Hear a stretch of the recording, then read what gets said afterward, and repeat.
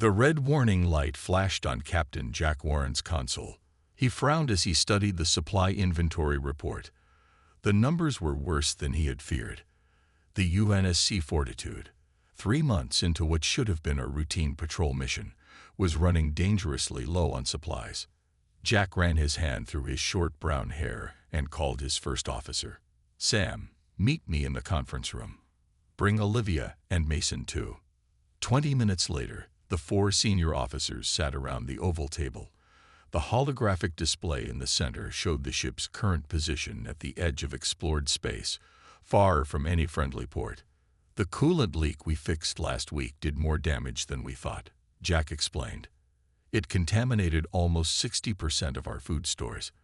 We have enough supplies for 14 days at reduced rations. Maybe 18 if we cut portions even further." Lieutenant Olivia Dawson, tactical officer with sharp eyes and an even sharper mind, studied the star map with a frown. "The nearest resupply point is Proxima Station, but there's a problem." She gestured, and the map zoomed out to show a cluster of red markers blocking their path. "Alien vessels?" asked Sam Bennett, the first officer. "Vakrexi Confederation ships," Olivia confirmed. "They formed a blockade across our most direct route. Based on their movements, they appear to be enforcing a territorial boundary against the Nexari." Chief Engineer Mason Kelly whistled softly. "Bad timing. The Vakrexi only joined the galactic community last year. They're not exactly known for their flexibility or their understanding of human biology," added Sam. "Their species can survive without food for months when necessary. They might not grasp the urgency of our situation." Jack zoomed in on the blockade formation. The insect-like Vakrexi ships formed a precise pattern, their hulls gleaming with the metallic blue that marked their military vessels. "How many ships?" 17 that we can detect," said Olivia. "Mostly medium-class patrol vessels, but that large one in the center is a command ship. Their sensors will detect us long before we get close." "What about alternative routes?" Jack asked, though he already suspected the answer. Olivia traced 3 possible paths on the map. "We could go around the Vakrexi territory, but the nearest alternative route would take 26 days at our maximum speed. The second option through the Gallus Nebula would take 31 days. The third option is shortest at 22 days, but it passes through an unmapped sector."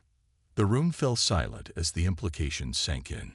Even the shortest alternative would leave them without food for at least a week. "We can't stretch 14 days of supplies to 22, Sam said quietly. Mason leaned forward. "We could try putting non-essential personnel in cryosleep to reduce consumption, but our cryo units are limited. We could only freeze about 30 people, and the power requirements would increase fuel consumption. Which means we might run out of fuel before reaching Proxima." Jack finished the thought. "Not an option." Jack stood up and walked to the viewport.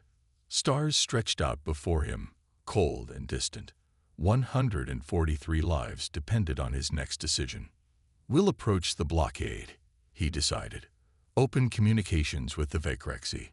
Explain our situation and request emergency passage." "And if they refuse?" Sam asked. Jack turned to face his officers. "Then we'll have to get creative. Humanity didn't spread across the stars by giving up when faced with impossible odds." Olivia nodded.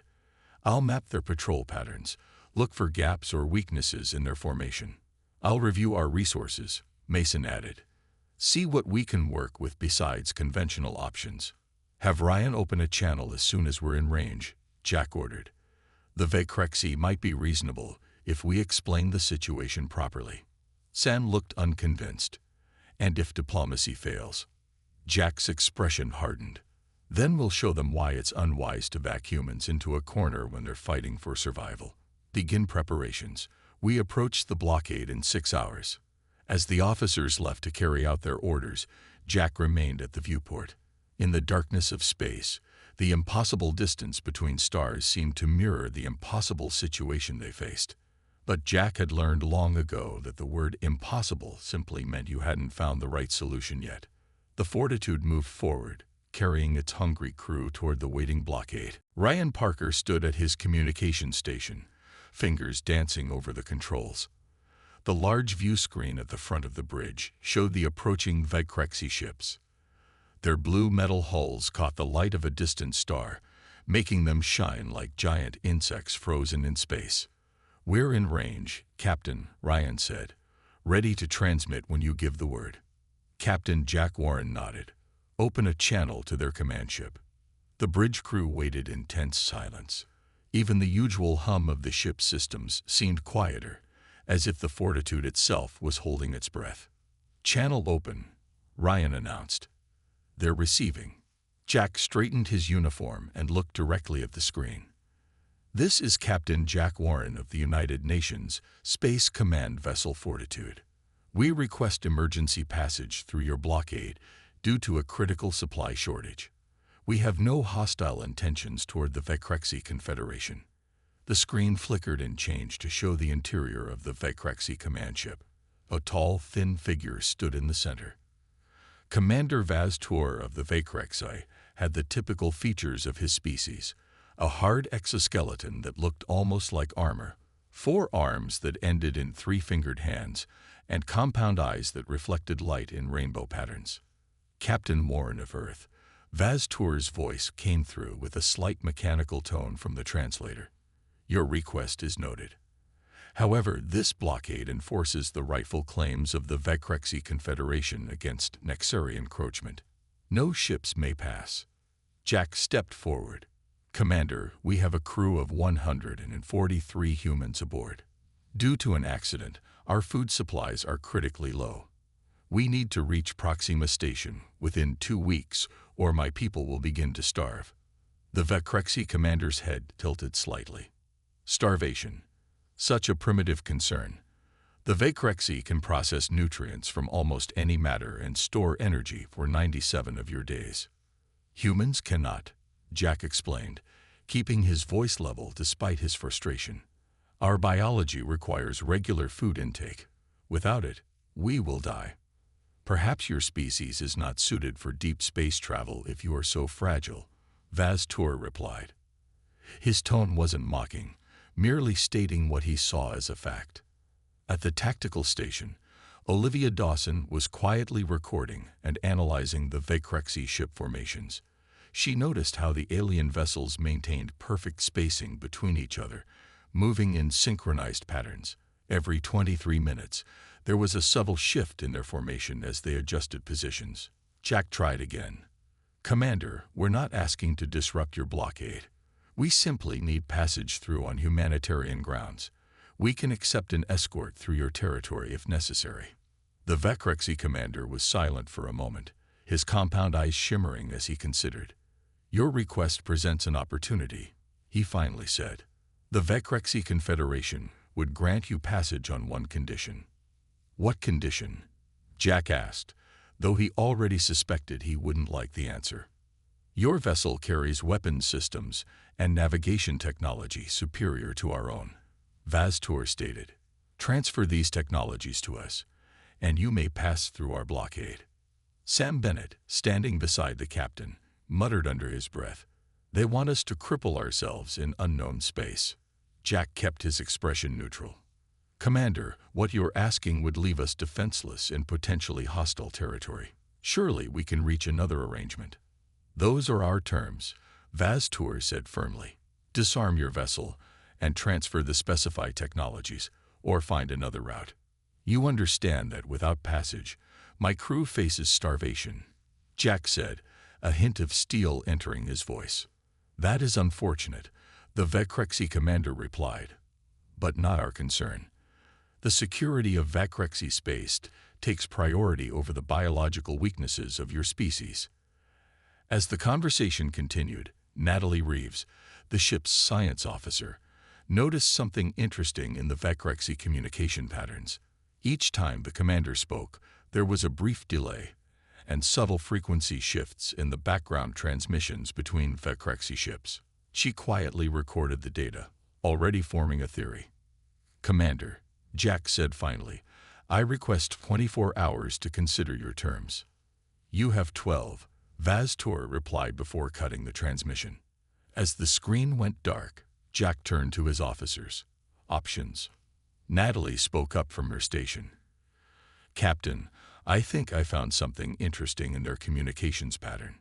Given enough time, I might be able to use it. Jack nodded. You have 12 hours. All of you, meet me in the conference room in 30 minutes. It's time to get creative. The conference room buzzed with tense energy as the senior officers gathered around the table. Faces looked thinner already, the reduced rations taking their toll after just a few days. The diplomatic option has failed, Jack said, standing at the head of the table. The Vacrexy won't let us through unless we give up our weapons and navigation systems. Which would leave us helpless, Sam added, his voice tight with frustration. Chief Engineer Mason Kelly cleared his throat. Captain, I might have an idea. It's risky, but we're short on options. All eyes turned to Mason. His normally clean uniform was stained with grease, evidence of the long hours he'd spent working in the engine room. I've been looking at our remaining shuttlecraft, Mason said. We have 3 left. We could modify them to create what I call flash ships. Essentially, they would emit a burst of electromagnetic radiation calibrated to temporarily blind Vacrexy sensors, creating a gap in their blockade, Jack said, following Mason's thinking. Exactly, Mason nodded.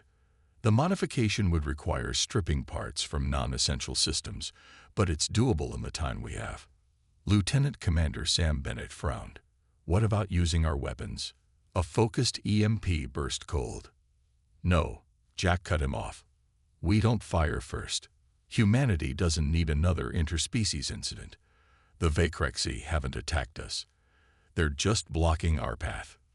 Natalie Reeves, who had been quietly working at a side terminal, looked up. Captain, I've been analyzing the Vacrexy communication patterns. Their ships maintain perfect formation because they rely on centralized commands from their lead vessel. There's a 3-second delay between the command ship's orders and the response from the blockade ships. A weakness we could exploit, Olivia suggested. Dr. Abigail Foster, the ship's medical officer, stood up. Her face was grave.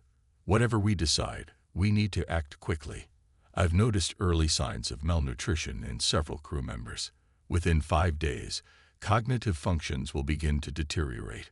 A heavy silence fell over the room. The stakes were clear. They needed a solution, and fast. What about the ship's food printers? Ryan asked. Could we reconfigure them to produce more food? Mason shook his head. The printers need raw materials we don't have. We've already stretched them as far as possible. Jack studied the holographic display showing the Vacrexy blockade. Mason's flash ship idea combined with Natalie's discovery about their communication delay. I think we have the beginnings of a plan. We'll need more than that, Sam said. Eric Miller, the ship's botanist, who had been sitting quietly, finally spoke up. I might be able to help. We have plants in hydroponics that produce compounds which, if processed correctly, could create a reflective particulate. What would that do? Jack asked. Spread in space in front of their sensors, it would create thousands of false readings, Eric explained. Combined with Mason's flash ships, it could cause enough confusion for us to slip through. Olivia studied the tactical display. If we time it right, matching our move with their routine formation shift that happens every 23 minutes, we could maximize the confusion. Jack looked around the table. What we're talking about would require precise timing and coordination from everyone. We get one shot at this. Better than slowly starving, Ryan pointed out. What should we call this crazy plan? Sam asked. Olivia smiled thinly. How about Operation Hungry Ghost? Because that's what we'll be if it fails. Despite the grim humor, a spark of hope had ignited in the room. Humans had always been at their most creative when backed into a corner. We have 11 hours to prepare, Jack said, standing straighter. Mason, start modifying those shuttles. Natalie, keep analyzing their communication patterns. Eric, get whatever compounds you can from hydroponics. Olivia, map out the exact path we'll take through their formation. Everyone else, help wherever needed. As the officers dispersed to their tasks, Jack remained in the conference room, studying the enemy blockade. The Vecrexi ships hung in space like a wall of steel and arrogance. They thought their superior technology and perfect formation made them unbeatable. They were about to learn an important lesson about human ingenuity. The next 48 hours on the Fortitude were a blur of activity. Every corner of the ship buzzed with purpose as crew members worked to prepare for their daring plan. In the main engineering bay, Mason directed a team of tired but determined technicians. They had stripped down the 3 shuttlecraft to their bare frames and were now rebuilding them with modified parts. Careful with that emitter, Mason called out to a young engineer. We need to tune it precisely to the Vecrexi sensor frequency. His hands were steady despite his hunger. Like everyone else aboard, Mason was operating on half rations, his body already starting to burn through its reserves. But his mind remained sharp, focused on the problem at hand. One level below, in the hydroponics bay, Eric Miller worked with quiet intensity. Most of the ship's plants had been harvested weeks ago for food, but he had preserved several species for their non-nutritional properties. Now those plants were proving to be valuable in unexpected ways. The crystals from the Proxima ferns are perfect, Eric explained to his assistant. When crushed and treated with this solution, they'll create reflective particles that change their signatures rapidly. Throughout the ship, every crew member contributed what they could. Some repurposed equipment from their personal quarters. Others volunteered for double shifts despite their growing fatigue. The shared danger had united them with a common purpose. In the communications center, Ryan and Natalie had created a makeshift lab where they tested different electromagnetic frequencies against a simulated Vecrexi sensor array. There, Natalie said, pointing to a pattern on her screen. That's their blind spot. Their compound eye-inspired sensors can't track objects that rapidly shift between these 3 specific frequency patterns. Ryan nodded, making a note in his datapad, like trying to follow a strobe light with human eyes. It creates a disorienting effect. On the bridge, Olivia and Sam worked on plotting the perfect course through the blockade. Their calculations had to be precise. Even a small error could send them crashing into a Vecrexi ship or leave them exposed to capture. If we time our approach to coincide with their 23-minute shift rotation, we'll have approximately 12 seconds when their formation is at its weakest, Olivia explained, her finger tracing the path on the tactical display. Sam studied the course she had plotted. It'll be tight, especially here, between these 2 patrol ships. Kate can do it, Olivia said, referring to their pilot. I've seen her thread the Fortitude through gaps half this size. In his quarters, Jack recorded a message to be transmitted after their attempt, explaining their actions to both Vecrexi authorities and human command. His words were careful, emphasizing the non-aggressive nature of their plan and the desperation that drove them to it. We take this action only to ensure the survival of our crew, he said into the recorder. We bear no ill will toward the Vecrexi Confederation and regret any disruption this may cause to their operations. When he finished the recording, Jack took a moment to study his reflection in the small mirror on his wall. His face had grown gaunt in just a few days, the effects of reduced rations already showing, but his eyes burned with determination. A knock at his door interrupted his thoughts. Enter, he called. Dr. Foster stepped in, carrying her medical bag. Captain, I've been checking on the crew working in high-stress positions. You're next. Jack started to protest, but the doctor's firm expression stopped him. Even captains need medical checks, she said, scanning him with a small device. Especially captains who haven't slept in 36 hours. Jack didn't argue. He knew she was right. How's the crew holding up? They're tired, hungry, and pushing themselves too hard, she said bluntly. But morale is surprisingly good. Having a plan, even a risky one, has given everyone hope. Jack nodded. Are we going to make it, Doctor? Honestly. Abigail's professional mask slipped for a moment, showing her own exhaustion. If we don't break through that blockade in the next 3 days, I'll have to start putting people on intravenous feeding, and our supplies for that won't last long either. Then we make sure the plan works, Jack said simply. As the hour of their attempt drew closer, the modified shuttles were moved into position. The specialized canisters filled with Eric's reflective compounds were loaded. Every system on the Fortitude was checked and rechecked.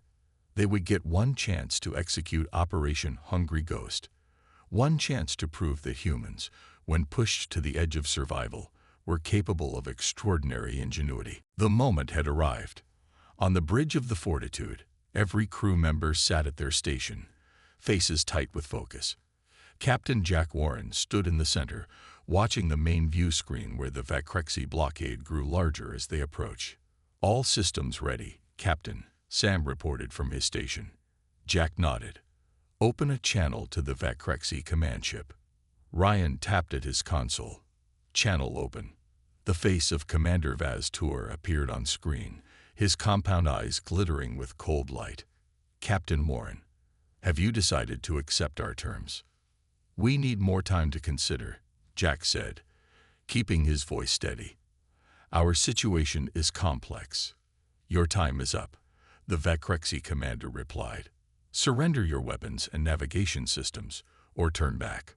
Jack glanced at Olivia, who held up 3 fingers, then 2, then 1, silently counting down to the Vacrexy formation shift that happened every 23 minutes.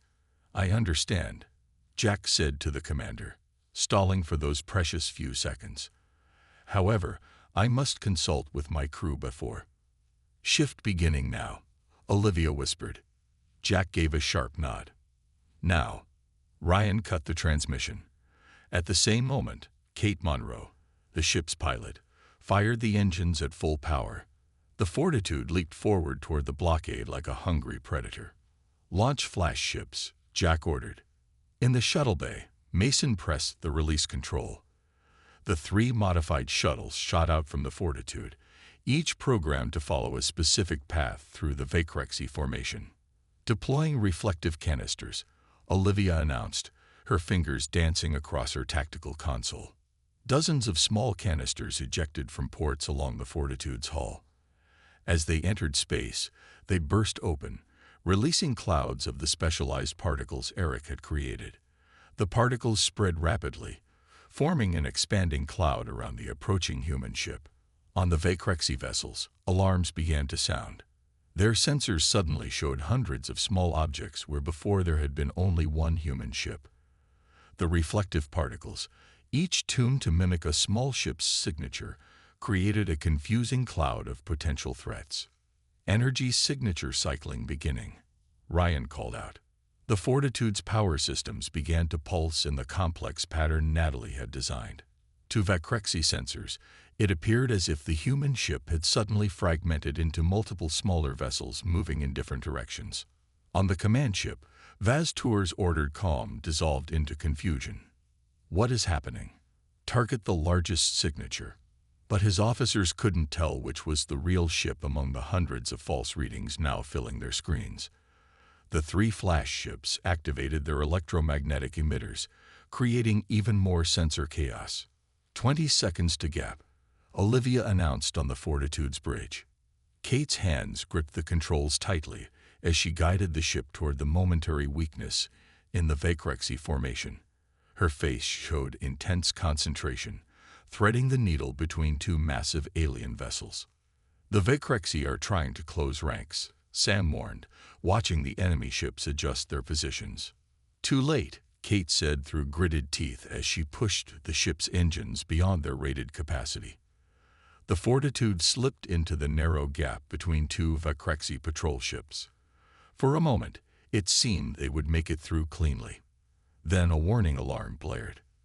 The command ship is firing, Olivia shouted. A beam of energy lanced out from the Vacrexy flagship, grazing the Fortitude's port side. The ship shuddered violently. Sparks flew from a console at the back of the bridge. Damage report, Jack called out, gripping his chair to stay upright. Hull breach on deck 4, Sam replied, scanning the emergency readouts. Automated systems are sealing it. Engine output down to 83%. Keep going, Jack ordered. Don't slow down. The Fortitude pushed onward, trailing a small cloud of debris and venting atmosphere from the damaged section. Behind them, the Vecrexy ships were already turning to pursue, but the human vessel had gained precious distance. "We're through the blockade," Kate announced, her voice thick with exhaustion and relief. A cheer went up from the bridge crew, quickly stifled as professional discipline reasserted itself. They weren't safe yet. "Set course for Proxima Station, maximum sustainable speed," Jack ordered. As the Fortitude accelerated away from the blockade, leaving the confused Vecrexy formation behind, Jack allowed himself a small smile. The first hurdle had been cleared. They had a chance at survival now. Little did they know that their troubles were just beginning. The victory celebration aboard the Fortitude was cut short by the wail of proximity alarms. Sam's eyes widened as he checked the sensor readings. 3 Vecrexy ships have broken away from the blockade, he announced. "They're in pursuit, and they're fast." Jack leaned over Olivia's tactical display. The 3 Vecrexy vessels were sleek hunters, clearly designed for speed, rather than the brute power of their blockade counterparts. "Time until they catch us?" Jack asked. "At our current speed, they'll be in weapons range in 47 minutes, Olivia replied. Mason's voice came through the comm system from engineering. "Captain, we can't maintain this speed for that long. The damage to the port engine is worse than we thought." Jack considered their options. With damaged engines and the Vecrexy ships closing fast, they couldn't outrun their pursuers. Fighting was out of the question. The Fortitude's weapons were limited, and engaging in a firefight would only make them look like the aggressors. "Scan the area," Jack ordered. "Find me something we can use." Natalie worked quickly at her science station, analyzing the space around them. "There's an asteroid field 2 degrees off our current heading," she reported after a moment. "It's dense, with objects ranging from small rocks to chunks several kilometers across." "A good place to hide," Sam suggested. "Or a good place to even the odds," Jack said. "Kate, set course for that asteroid field." The pilot adjusted their heading. "Course laid in, Captain. We'll reach the field in 12 minutes. On the view screen, the pursuing Vecrexy ships grew larger. Their sleek, insect-like design made them look like predatory wasps chasing the Fortitude through the darkness of space. "They're broadcasting again," Ryan reported, "still demanding our surrender." "No response," Jack ordered. "Let them think our communications were damaged in the breakout." The minutes ticked by slowly as the Fortitude raced toward the asteroid field. The crew worked to repair what damage they could, sealing compartments and rerouting power around damaged systems. "Entering the asteroid field now," Kate announced, her hand steady on the controls despite her exhaustion. The view ahead filled with tumbling rocks of various sizes. Some were small enough to fit in a hand, others massive enough to dwarf the Fortitude. All were moving, creating a constantly changing maze. "Slow to 1/4 speed," Jack ordered. "Let's use the terrain to our advantage." Kate reduced their speed and began to guide the ship between the larger asteroids. Her piloting was intuitive, almost artistic, as she found paths through the chaos that seemed impossible at first glance. "The Vecrexy ships are entering the field behind us," Olivia reported. "They're maintaining formation, still acting as a coordinated unit." Jack nodded. "That's their weakness. They're built for synchronized flying in open space, not improvising through a constantly changing environment." The Fortitude ducked behind a larger asteroid, momentarily hidden from the Vecrexy sensors. Jack leaned close to Kate's station. "How tight a space can you squeeze us through?" The pilot studied the field ahead. "See that gap between those 2 larger rocks? It's narrow, but I can make it work." Jack looked at where she pointed. The space seemed impossibly small for a ship the Fortitude's size. "Do it, and cut power as we pass through." Kate guided the ship toward the gap. The entire bridge crew held their breath as the walls of rock closed in on both sides of the ship. The hull groaned under the stress as Kate threaded the Fortitude through the opening with mere meters to spare. "Power down now," Jack ordered as they cleared the gap. The ship's systems went quiet, leaving them drifting silently behind the larger asteroid. On the rear sensors, they watched as the pursuing Vecrexi ships approached the same narrow passage.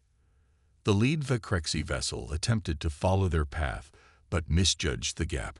It clipped the edge of the asteroid, sending it spinning out of control. The second ship managed to avoid a direct collision, but had to veer sharply away, losing track of the Fortitude. Only the third Vecrexi ship made it through cleanly, but now it was alone, separated from its companions. "Power back online," Jack ordered. "Kate, take us deeper into the field." The game of cat and mouse continued through the asteroid field. The lone Vecrexi ship stubbornly maintained pursuit, but Kate's superior piloting gradually increased the distance between them. "The Vecrexi ship is falling back," Olivia reported after nearly an hour of tense maneuvering. "I think we've lost it." "Not yet," Jack said, studying the tactical display. "One more trick should do it." He pointed to a cluster of smaller asteroids ahead. "Kate, take us through there, then power down again. Let's make them think we've had a critical failure." The plan worked. The confused Vecrexi ship eventually gave up the chase, unable to locate the silent Fortitude among the drifting rocks. 4 days after escaping the Vecrexi pursuit, the Fortitude limped toward Proxima Station. The ship's engines sputtered and whined, pushed far beyond their limits. Inside, the crew moved slowly through the corridors, their bodies weak from hunger, but their eyes bright with the promise of survival. "Proxima Station on visual," Ryan announced from his communication station. The main view screen showed the spinning wheel shape of the human outpost. Solar panels extended from its central hub like spokes, catching the light from the nearby star. For the exhausted crew of the Fortitude, it was the most beautiful sight they had ever seen. "Proxima Station, this is Captain Jack Warren of the UNSC Fortitude," Jack said, his voice rough from fatigue. "Requesting emergency docking and immediate medical assistance for my crew." The response was quick. "Fortitude, this is Proxima Control. We've been looking for you. Docking Bay 3 is clear for your approach. Medical teams are standing by." Jack turned to Kate, who sat hunched over the pilot's controls. "Take us in, Lieutenant. Nice and easy." Kate nodded, her hands trembling slightly as she guided the damaged ship toward the waiting station. The Fortitude's engines protested as she adjusted their approach vector, but the ship responded just enough to line up with the docking bay. With a gentle bump and the hiss of pressure seals engaging, the Fortitude docked with Proxima Station. The crew let out a collective sigh of relief. "We made it," Sam said quietly. The station's medical teams rushed aboard, bringing stretchers for the weakest crew members and nutrient packs for those still on their feet.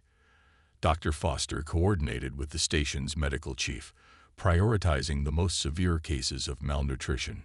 Jack remained on the bridge, recording his final log entry about their encounter with the Vecrexi. He included every detail of the blockade, their failed negotiations, and their nonviolent solution to break through. The report would be sent to Fleet Command, where it would shape humanity's future approach to the Vecrexi Confederation. 3 months later, Jack stood in his dress uniform before the view screen in his new office at Proxima Station. The face on the screen belonged to Admiral Peter Collins, the head of Fleet Command. "The Vecrexi have requested formal diplomatic talks," the Admiral informed him. "Your encounter with them has caused quite a stir in the galactic community." Jack raised an eyebrow. "They're not filing complaints about our breaking through their blockade." The Admiral chuckled. "Quite the opposite. Their message included a carefully worded acknowledgement that they had underestimated certain aspects of human operational parameters, which I believe is their way of saying they didn't expect humans to be so resourceful." "What about the Nexeri?" Jack asked, remembering the species the Vecrexi had been blockading. "That's the interesting part," the Admiral replied. "After hearing about how your crew handled the situation, The Nexari reached out to open diplomatic channels with us. They were impressed by your nonviolent solution. Jack nodded, thinking of his crew and their ingenuity in the face of starvation. We did what we had to do to survive, sir. And in doing so, you taught the galaxy an important lesson about humanity, the Admiral said. Several other species have quietly updated their assessments of human capabilities. After the call ended, Jack walked to the observation deck of Proxima Station. Through the large windows, he could see the Fortitude dock nearby, undergoing extensive repairs. Many of his crew had been reassigned, but some had requested to stay with the ship for its next mission.